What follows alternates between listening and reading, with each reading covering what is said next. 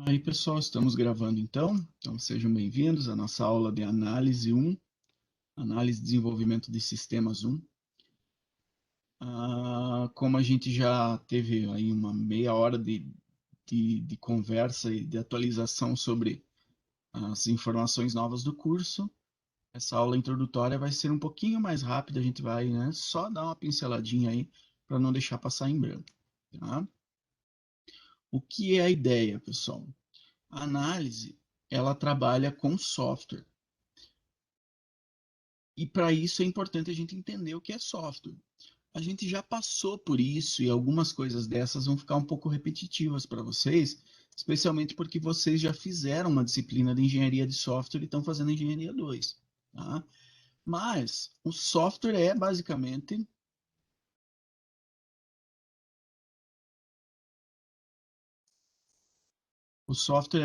um programa de computador, seus dados, documentação associada e tudo que tem a ver com ele. Tá? Conjunto de soluções em algoritmos codificados em uma linguagem de programação, executadas ou executáveis em uma máquina qualquer. Pode ser desenvolvido para um cliente particular ou para um mercado em geral. Pode ser personalizado sob encomenda ou genérico, né? Comercial, a gente chama de COTS, Commercial Off the Shelf. Software de prateleira, né? É um produto que envolve tanto conceitos, né? É um produto conceitual e é um produto lógico, o que traz algumas dificuldades, principalmente para que as pessoas entendam o que é, como é que funciona, até onde vai um software. Tá? Ele tem algumas características. A primeira é que ele é invisível e ele é invisualizável. Não tem como se dizer para alguém, olha, o software é isso aqui. O software que você tá comprando é aqui, está dentro dessa caixa. Não, vai muito além disso, né? Vai muito além do que é possível entregar para uma pessoa, uma quantidade gigantesca, às vezes, de telas, de dados, de gráficos, de informações, de acesso, de comunicação, de interação. Então, são várias coisas que envolvem um software. E é muito difícil, se não impossível, a gente ver, a gente entender, a gente visualizar o que é um software em qualquer, basicamente, né? Então, isso é algo que complica bastante o entendimento, principalmente para quem não é da área. Se para quem alguém é da nossa área já é difícil entender, imagina para quem não é. E ele é extremamente complexo. Tá? Um software ele tem capacidade de ser mais complexo do que qualquer outra coisa construída por um ser humano. Né? Um software qualquer ele é composto às vezes por milhares, às vezes por milhões de linhas de código, por gráficos, por dados que vão ser criados, por modificações nesses dados, por lógica, é tanta coisa que torna esse produto muito mais complexo do que qualquer outro produto. É muito mais complexo que um carro, que um avião, ou que qualquer outra coisa que a gente fabrique. Tá? E ele é mutável e existe sempre uma pressão para fazer mudanças em um software qualquer. Tá? Sempre tem alguma coisa cutucando para que o software seja modificado de um jeito ou de outro. Tá? E ele deve ser desenvolvido conforme o ambiente. Não é um ambiente que deve se adaptar ao software, especialmente nos softwares personalizados. Se o software está conforme os requisitos, de acordo com o ambiente em que ele funciona, de acordo com a empresa, de acordo com os dados que foram levantados do cliente, todo o suporte operacional deve se adaptar ao software em si, para fazer com que ele funcione o melhor possível. Tá? E nós temos várias formas do software em que ele se apresenta, desde o código-fonte, que o usuário, né, que o desenvolvedor vai criar, passa pelo código objeto, pelo código executável. Depois de instalado, ele é muito diferente do que somente o executável, e ele passa a ser executável dentro de uma máquina, e aí ele está sendo executado, é o software em execução. Tá? E na parte da análise, o que acontece, pessoal? A gente já viu em engenharia que existe uma necessidade muito grande de criar documentação antes de desenvolver um software. antes de eu ir lá e começar a sentar e começar a programar, eu preciso entender quais os problemas que o meu software precisa solucionar. Eu preciso entender quais as interações que vão ocorrer, da onde vão vir os dados, quem que vai utilizar meu software, qual o conhecimento, às vezes, dessas pessoas, quais verificações que o software precisa fazer, quais dados ele vai guardar no banco de dados, quais dados ele não vai guardar, né? Então, é uma quantidade extremamente grande de informações que eu preciso levantar. E a gente já viu isso na engenharia de software. E na engenharia de software, a gente já viu que isso tudo vira alguns documentos. Por exemplo, o documento de requisitos, que vai ser utilizado de base para a construção de um contrato a ser assinado com o cliente. Tá? Então, a análise é a continuação desse processo. A análise é a continuação desse processo. Se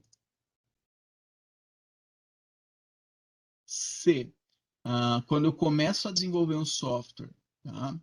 Eu começo pela engenharia, eu vou fazer engenharia até aqui, por exemplo. Vou fazer alguns processos de engenharia. A próxima etapa é a etapa da análise. A etapa da análise vai consistir em levantar informações e transformar isso em diagramas que podem ser utilizados ou que vão ser utilizados para descrever de uma forma melhor como o software vai ser e como ele vai se comportar. Para que a partir do momento que eu termine, tá? Então aqui eu tenho engenharia, análise, para que aí eu tenha mais algumas etapas de engenharia, para depois eu fazer o desenvolvimento propriamente dito, a codificação. E é importante a gente entender que não é engenharia, análise, engenharia, porque a própria análise faz parte dos processos da engenharia do software. Então, a própria análise, as próprias etapas de criação de diagramas, de elaboração de representações para o meu software, ele também está dentro da engenharia. Então, essa nossa disciplina, ela efetivamente é uma continuação da engenharia. Só que a gente faz a divisão por quê? Porque a engenharia, ela tende a estudar mais a parte comportamental, a parte humana, a parte de documentação formal, de requisitos e tudo mais. Tá? E a análise foca mais em pegar toda essa documentação formal, pegar todos esses requisitos, até pegar esse contrato firmado com o cliente e transformar em diagramas. E a ideia aí é o quê? Que o desenvolvedor, quando for desenvolver, que ele possa olhar para o diagrama e entender. Ah, então essa tela que eu vou fazer, ela tem que fazer isso, isso, isso, isso. Tem que ler essa e essa informação. Tem que verificar se a data está dentro do prazo. Se a data está dentro do prazo, ele vai partir para, sei lá, para a criação da devolução do livro em que eu estou trabalhando. E aí, depois de feita a devolução, é feito o retorno para o usuário dizendo que a devolução foi feita com sucesso. Tá? E aí a gente consegue fazer um paralelo bem legal. Como funcionam as coisas nas outras áreas?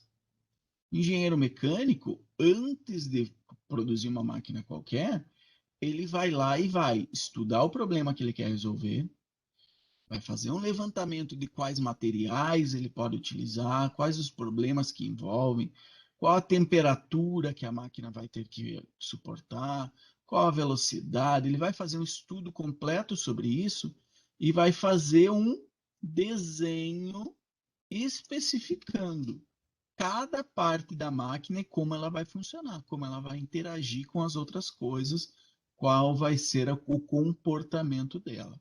Tá? Então, o engenheiro mecânico faz isso. O engenheiro eletrônico faz a mesma coisa. Tá? Seja na forma de um esquemático, ou de algum circuito temporário, na forma de uma protoboard, por exemplo.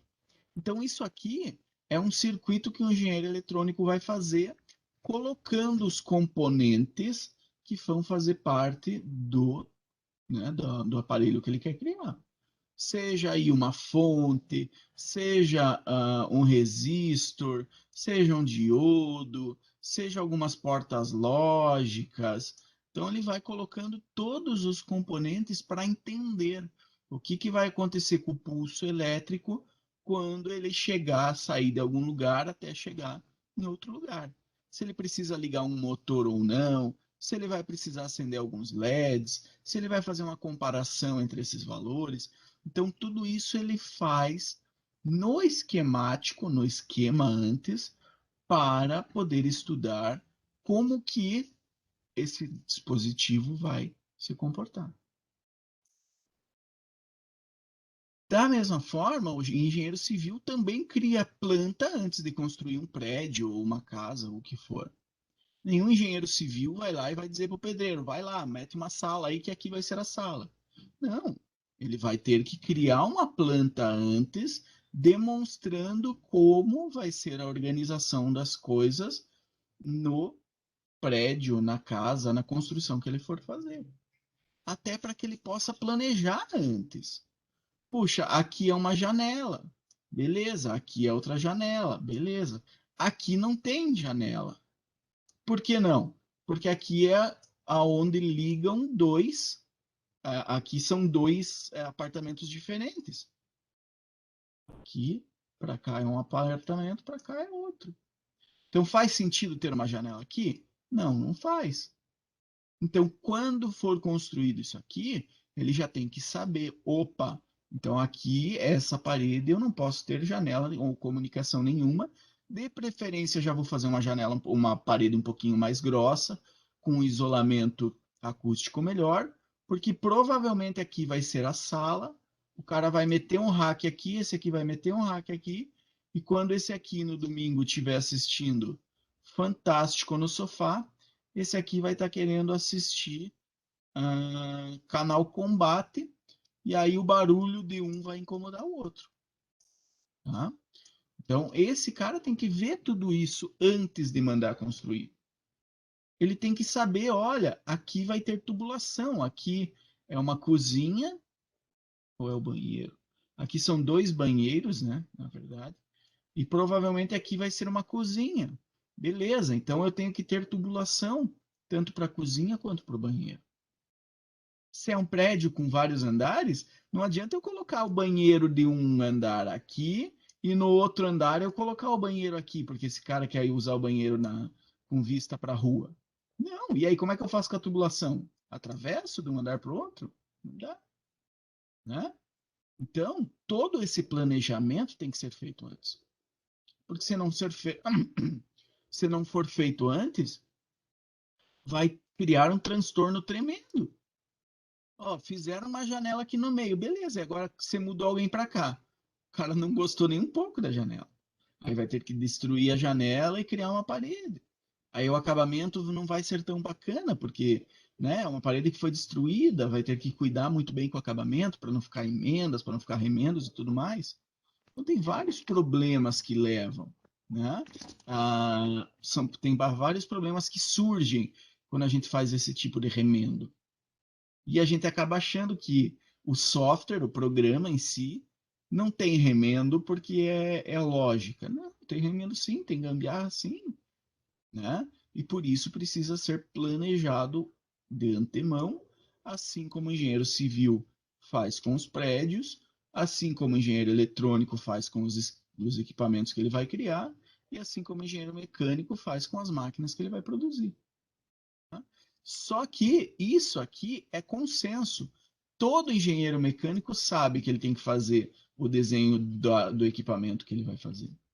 Todo engenheiro eletrônico sabe que ele tem que fazer o esquemático antes. Todo engenheiro civil sabe que ele tem que fazer a planta antes de fazer a construção. No caso da computação, ou da engenharia de software, nós temos um problema que é quase que milenar. Nós temos uma resistência muito grande em fazer engenharia. Né? Então, se o engenheiro mecânico é assim, o engenheiro eletrônico é assim, o engenheiro civil é assim, já o engenheiro de software faz assim. Deixa para o pai que o pai resolve. né? E aí o cara senta, baixa a cabeça e dá-lhe código, dá-lhe linha de código e dá-lhe fazer as coisas, colocar as coisas para funcionar. E aí, quando ele vai ver, uma janelinha onde não deveria ter, uma informação não é guardada da maneira correta, outro dado que ele precisaria não foi guardado no banco de dados porque ele achou que não precisava. E aí ele vai ter que começar a fazer remendos entre as coisas para fazer as coisas funcionarem direito. E aí que surgem os espaços para bugs. Né? Quando você. Então o senhor está dizendo que quando você desenvolve com planejamento, com análise, você não tem bugs? Não, tem sim. Dá problema. Às vezes passa alguma coisa, às vezes alguém come bola em algum lugar e dá algum probleminha. Mas quando você tem que reescrever, refazer, remendar, aí é onde você cria os pontos mais vulneráveis a problemas no teu software. Tá? Falando em engenharia, falando em empresa de desenvolvimento, falando em empreendedorismo, é aí que você vai perder dinheiro. Porque se você fizer todo este planejamento antes de construir, tá? Você vai construir da forma mais precisa possível. E a chance que você precise refazer alguma coisa é muito baixa. Agora, se você fazer um planejamento meia boca ou não fizer, vai ocorrer aquilo que eu falei. Olha, os canos do terceiro andar não estão alinhados com os canos do segundo andar. Putz, ter que quebrar algumas paredes, alguns pisos, alguns tetos, né, para alinhar esses canos, fazer algumas remendas para alinhar os canos, ou mover o cano do andar de cima para ficar retinho por debaixo. Alguma coisa eu vou ter que fazer. E nisso eu vou perder dinheiro, vou perder tempo, vou perder funcionário, né? Vou perder serviço que eu já tinha feito. E no software é a mesma coisa. Tá? Então, quanto menos se planeja, mais refatoração, mais refazer as coisas que já tinham sido feitas vai ocorrer. Consequentemente, estouro de prazos, estouro de custos e tudo mais. E aí, a parte da análise propriamente dita é a criação de diagramas diversos que vão representar como as coisas vão ser feitas dentro do meu software. Tá? Seja um diagrama que vai demonstrar todos os usuários e o que cada um deles pode fazer. O paciente pode cancelar consulta, marcar consulta ou pedir remédio. Tá? A secretária também pode cancelar consulta, marcar consulta, mas ela também pode procurar o registro do paciente. Mesma coisa o doutor, procurar o registro do paciente. Tá? Eu tenho também aqui a balconista que vai receber o pagamento, que ficou por trás aqui, vai receber o pagamento e vai dar baixa. Então, eu tenho vários usuários e tem alguns diagramas que servem para isso, para me mostrar o que cada um deles vai fazer e como tudo isso vai interagir no meu sistema. Tá? Ou eu tenho diagramas que mostram um usuário específico e uma função que esse usuário possa fazer. Por exemplo, comprar dinheiro virtual numa loja de empresa de jogos online. Como que ele faz? Ele acessa a sua conta com usuário e senha. Retorna uma informação dizendo que o acesso foi feito com sucesso. Aí ele solicita créditos, tá? Essa solicitação de acesso vem aqui para algo que a gente chama de acessar conta. Aí ele vai pedir créditos, tem um valor, tem o nome do jogo, lá na tabelinha ou na classe de créditos. Tá? Aí essa classe de créditos vai encaminhar para uma forma de pagamento ou a solicitação de pedido. E aí, escolha de pagamento vai lá para o controlador de compras. Então, ele vai verificar, vai conferir se o cara fez o Pix para informar o recebimento. Que ainda faltou mandar para o crédito, né? Adicionar os créditos na conta do cara, para daí sim fazer o informar recebimento. Ou eu tenho um diagrama que mostra o estado de alguma coisa dentro do meu sistema. Tá? Por exemplo, o estado de uma verificação de datas dentro de um calendário. Tá? Se eu tenho uma data disponível, se a data que eu quero marcar algum evento está disponível, então, beleza, libera, data disponível, adicione o evento. Se a data não está disponível, código de erro, calendário não disponível. Então, um analista que tenha o entendimento de como uma análise funciona, ou um desenvolvedor que entende como a análise funciona, olhando para cada um desses diagramas, ele consegue tirar algumas informações que vão ajudar ele na hora de criar esse programa. Ah, eu tenho 4 usuários diferentes, eu vou ter 1, 2, 3, 4, 5, 6 funções, basicamente, que vão ser feitas. Cada uma delas, 2, 3 telas, alguns cadastros. Então, vai dar um software de 20 telas, eu vou ter aí um prazo de 6 meses, é um ótimo prazo para desenvolver esse software. Ah, estou desenvolvendo comprar dinheiro? Putz, mas como é que funciona comprar dinheiro? Não sei, nunca comprei dinheiro virtual nem em joguinho. Ah, então eu primeiro acesso a conta, solicito crédito, solicito pagamento. Ah, então aqui me explicou como que esse processo vai ser feito. Mesma coisa aqui no status. Ah, eu não entendo como é que uma biblioteca funciona, estou desenvolvendo um sistema para biblioteca. Quais são os status que um livro pode ter? Ah, um livro pode estar disponível, um livro pode estar emprestado, um livro pode estar reservado, um livro pode estar suspenso, por exemplo. Ah, ele está, rasgou alguma coisa e ele foi para conserto, então ele não pode ser emprestado, né? Então tem algumas coisas que vão representar cada um desses status do meu livro. Tá? Então, só para explicar para vocês alguns desses diagramas e para que eles servem. Tá? Cada um utiliza um detalhamento, cada analista ou cada desenvolvedor utiliza um nível de detalhamento diferente dentro de cada um desses diagramas. Você consegue ser um pouquinho mais raso ou você consegue ser um pouquinho mais profundo ao explicar como alguma coisa funciona. Tá? E aí você consegue dar mais informação ou dar menos informação para alguém baseado nisso. Tá? 5 para as 8? Então tá. Então encerramos por hoje, pessoal. Na aula que vem, na segunda que vem, na quarta que vem, a gente continua com os tipos de análise. A gente vai estudar os 2 tipos principais de análise.